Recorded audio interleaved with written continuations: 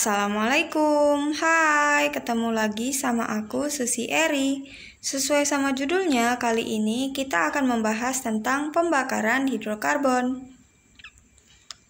Nah, pertama-tama aku mau tanya dulu nih ke kalian.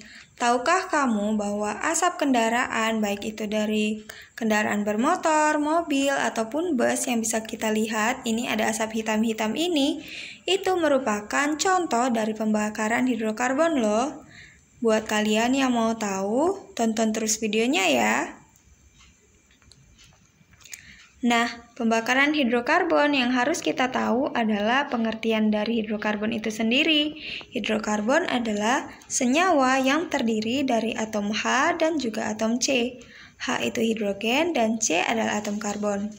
Selanjutnya adalah pembakaran. Pembakaran adalah reaksi yang melibatkan oksigen. Jadi, pembakaran hidrokarbon adalah pembakaran dari senyawa hidrokarbon yang melibatkan oksigen. Nah, pembakaran hidrokarbon ini terbagi menjadi dua, yaitu pembakaran sempurna dan juga pembakaran tidak sempurna. Kita akan bahas satu persatu ya. Pembakaran sempurna adalah pembakaran yang terjadi secara sempurna, yaitu menghasilkan karbon dioksida dan juga uap air. Langsung saja kita masuk ke contoh soalnya ya. Di sini ada C3H8. C3H8 adalah alkana ya. Jadi contoh reaksinya itu bisa alkana, alkena, ataupun alkuna. Di sini kita menggunakan alkana ya, yaitu propana. Direaksikan dengan oksigen, maka akan menghasilkan karbon dioksida dan juga uap air. Sebanyak apa? Maka kita harus mensetarakan reaksinya dulu. Antara ruas yang sebelah kiri harus sama dengan ruas sebelah kanan. Caranya bisa menggunakan rumus yang ada di sini ya, yaitu tinggal mensubstitusikan saja antara X dan juga Y-nya. Di sini didapatkan bahwa C3H8 ditambah dengan 5O2 akan menghasilkan 3CO2 dan juga 4H2O. Di mana jumlah C yang ada di sebelah kiri itu sama dengan C sebelah kanan, yaitu jumlahnya sama-sama berjumlah 3. H-nya sama-sama berjumlah 8 dan juga O-nya sama-sama berjumlah 10.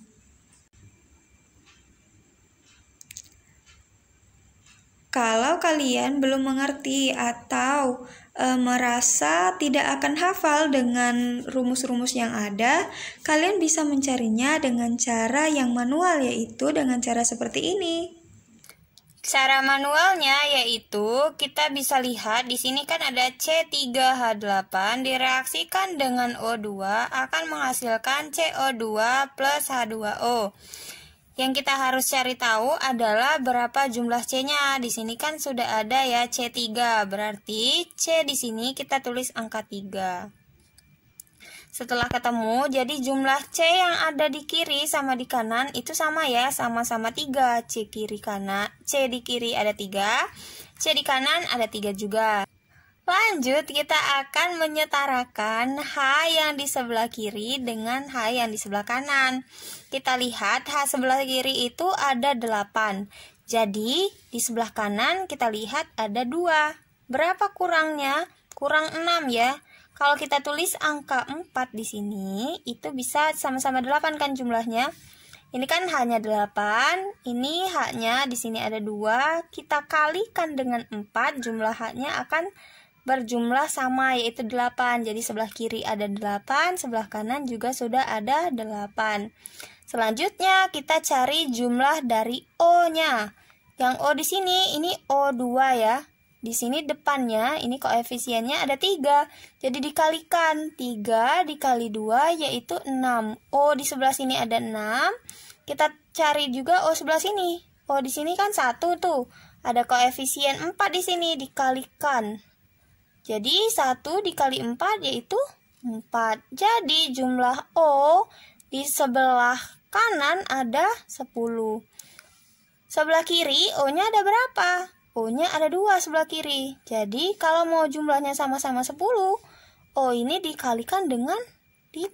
5 dikali 2 sama dengan 10. Jadi O di sebelah kiri ada 10, O di sebelah kanan juga ada 10. Jadi sudah setara ya. C di sebelah kiri ada 3, kanan juga 3. H di sebelah kiri ada 8, kanan juga 8. O di sini ada 10, sebelah kanan juga 10. Lanjut yang kedua yaitu pembakaran tidak sempurna. Nah, pembakaran tidak sempurna ini akan menghasilkan karbon monoksida, karbon dioksida, dan juga uap air. Contohnya di sini sama aja ya, kita pakai propana, di mana C3H8 ditambah dengan O2 akan menghasilkan C dan juga CO plus H2O dan juga CO2. Berapa jumlahnya? Kita harus menyetarakan dulu reaksinya, sama dengan cara menggunakan rumus yang ada di atas ini ya.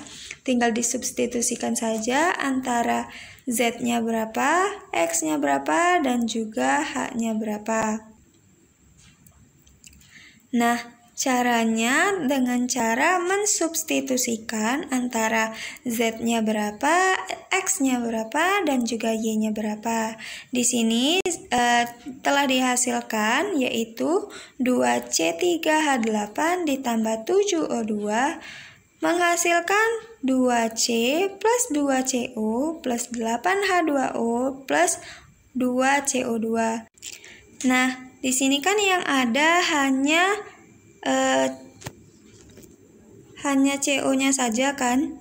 Untuk C mencari jumlah C dan juga mencari jumlah dari CO2-nya itu sama aja ya, menggunakan Z dikali dengan X.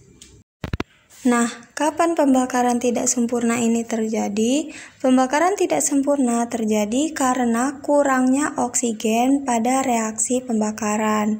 Jadi contohnya itu bisa sama ya, bisa C3H8 itu bisa terjadi secara sempurna maupun juga terjadi secara tidak sempurna, tergantung oksigen yang ada pada reaksi tersebut.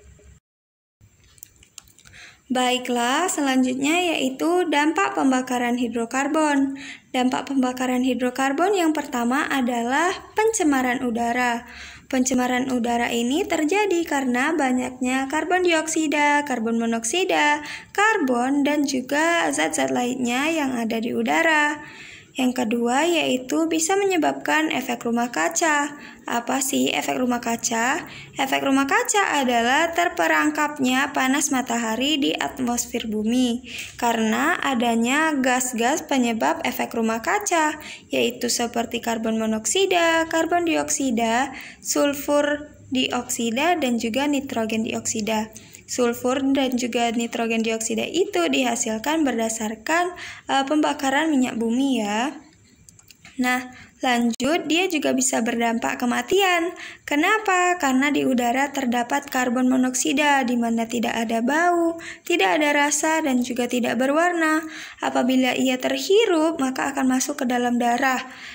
Jika sudah masuk ke dalam darah, akan berikatan dengan hemoglobin yang ada di darah.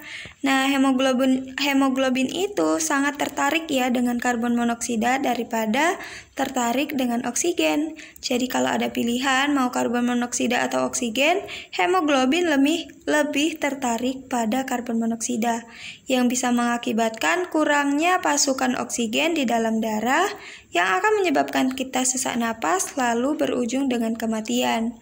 Dampak lain dari pembakaran hidrokarbon yaitu bisa batuk-batuk, sesak napas, dan juga dampak-dampak lainnya. Kalau ada dampak, pasti ada cara untuk mengatasinya ya. Yang pertama yaitu menggunakan kendaraan umum. Kenapa? Karena apabila kita lebih mengutamakan menggunakan kendaraan umum daripada kendaraan pribadi, akan mengurangi polusi udara yang diakibatkan oleh kendaraan pribadi yang kita gunakan. Selanjutnya yang kedua yaitu memperbanyak kawasan hijau. Dengan cara apa? Yaitu menanami sekitar rumah kita dengan tanaman-tanaman hijau. Bisa juga menanam pohon di lapangan-lapangan dan mereboisasi daerah-daerah hutan gundul. Oke, segini dulu videonya. Semoga membantu. Like video ini kalau kalian suka dan subscribe channel ini supaya kalian gak ketinggalan video selanjutnya. Dan kalau kalian rasa videonya bermanfaat, share ke teman-teman kalian ya. Wassalamualaikum.